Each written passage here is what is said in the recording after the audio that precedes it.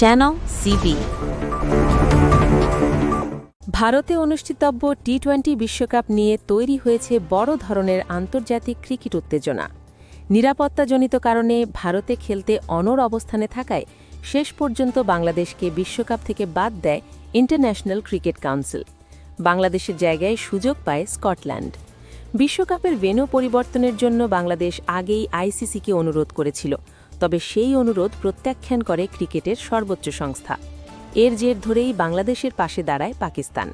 বাংলাদেশ বাদ পড়ার ঘটনায় আইসিসির সিদ্ধান্তে ক্ষুব্ধ হয়ে ভারত ম্যাচ বয়কটের কঠোর সিদ্ধান্তের কথাও জানায় পাকিস্তান ক্রিকেট বোর্ড।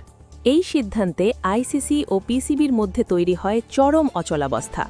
তবে সেই সংকট নিরসনের আভাস মিলেছে সাম্প্রতিক এক বৈঠকে। রোববার লাহোরে আইসিসি কর্মকর্তাদের সঙ্গে বৈঠকে পিসিবি ৩টি প্রধান দাবি তোলে। প্রথমত, বাংলাদেশের জন্য বর্ধিত আর্থিক ক্ষতিপূরণ। দ্বিতীয়ত, বিশ্বকাপ থেকে বাদ পড়লেও বাংলাদেশের জন্য পূর্ণ অংশগ্রহণ ফি নিশ্চিত করা। তৃতীয়ত, ভবিষ্যতে বাংলাদেশের জন্য একটি আইসিসি ইভেন্ট আয়োজনের অধিকার দেওয়া। সূত্র জানায়, ভারতের বিপক্ষে ম্যাচ খেলার পক্ষে পিসিবির ভেতরে মত থাকলেও বোর্ড চেয়ারম্যান মহসেন নাকভি নিজের আগের অবস্থানে এখনও অনড়।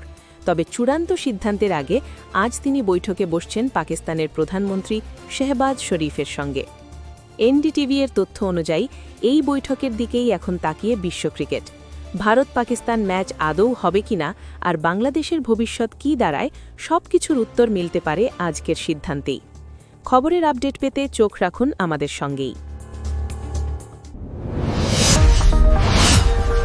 Subscribe now for daily news and updates.